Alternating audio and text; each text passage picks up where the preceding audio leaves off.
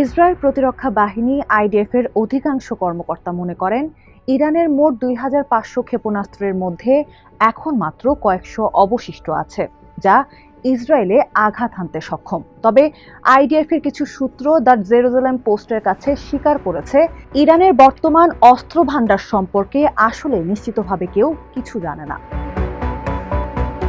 গত ৪ এপ্রিল রাতে চ্যানেল 12 এর একটি প্রতিবেদনে ইসরায়েলি বিমান বাহিনীর উচ্চ পদস্থ কর্মকর্তা দাবি করেন ইরানের কাছে এখনও ১০০০-এর বেশি ব্যালিস্টিক ক্ষেপণাস্ত্র রয়েছে।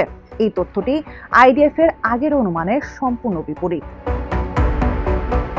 এখন বড় প্রশ্ন হলো, ইসরায়েলি হামলার ফলে ধ্বংসস্তূপে নিচে চাপা পড়ে থাকা ক্ষেপণাস্ত্রগুলোর মধ্যে কতটি শেষ পর্যন্ত উদ্ধার করা সম্ভব হবে।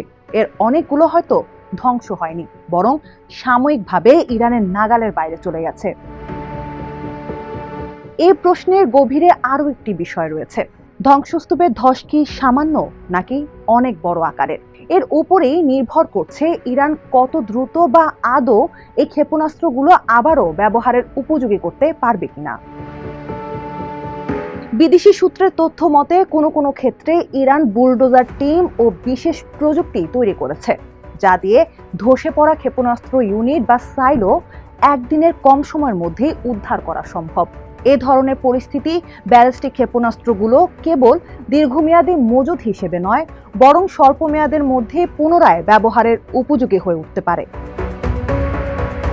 ক্ষেপণাস্ত্র উৎক্ষেপণ যন্ত্র বিষয়টি সম্পূর্ণ আলাদা।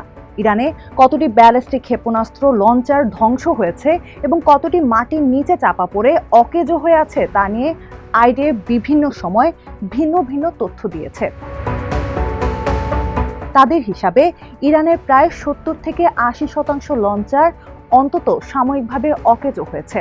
এর মধ্যে ৫০% ধ্বংস হয়েছে এবং বাকি ৫০% ধ্বংসস্তূপের নিচে চাপা পড়ে আছে।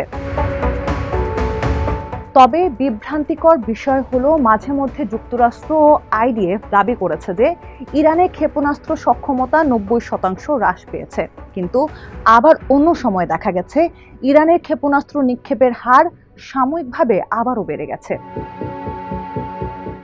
২৮ ফেব্রুয়ারি শুরু হওয়া যুদ্ধের চতুর্থ দিনের মধ্যে ইরানের ক্ষেপণাস্ত্র ছোড়ার হার দৈনিক ২০টির নিচে নেমে আসে এবং সাম্প্রতিক সপ্তাহগুলোতে এটি আরও কমেছে। এইসব অমীমাংসিত প্রশ্নের কারণে ইরানের ক্ষেপণাস্ত্র ভান্ডারে আসলে ঠিক কতটি ক্ষেপণাস্ত্র অবশিষ্ট আছে তার সুনির্দিষ্ট সংখ্যা বের করা কঠিন হয়ে পড়েছে। এত সব প্রশ্ন থাকা সত্ত্বেও কিছু নির্দিষ্ট সংখ্যা এই পরিস্থিতি বুঝতে সাহায্য করে।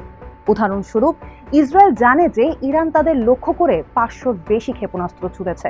অন্যদিকে উপসাগরীয় দেশগুলো জানিয়েছে ইরান তাদের উপর সব মিলিয়ে প্রায় ১৩০০ ক্ষেপণাস্ত্র নিক্ষেপ করেছে। আইডিএফ এর দাবি অনুযায়ী যুদ্ধ শুরুর সময় ইরানের কাছে প্রায় ২৫০০ ক্ষেপণাস্ত্র ছিল। সেই হিসেবে ইসরায়েলি বাহিনী একটি ক্ষেপণাস্ত্র ধ্বংস না করলেও এখন ইরানের হাতে ৭০০-র কম ক্ষেপণাস্ত্র থাকার কথা।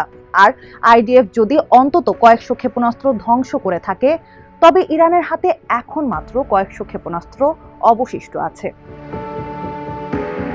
তবে এখনো একটি সম্ভাবনা রয়ে গেছে যে আইডিএফ যুদ্ধ শুরুর সময় ইরানের মোট ক্ষেপণাস্ত্রের সংখ্যা কম অনুমান করেছিল। এর আগেও এমনটি ঘটেছে। ২০২৫ সালের জুনে আইডিএফ বলেছিল ইরানের কাছে ২৫০০ ক্ষেপণাস্ত্র আছে, কিন্তু কয়েক মাস পর তারা সেই সংখ্যা সংশোধন করে ৩০০০ বলেছিল।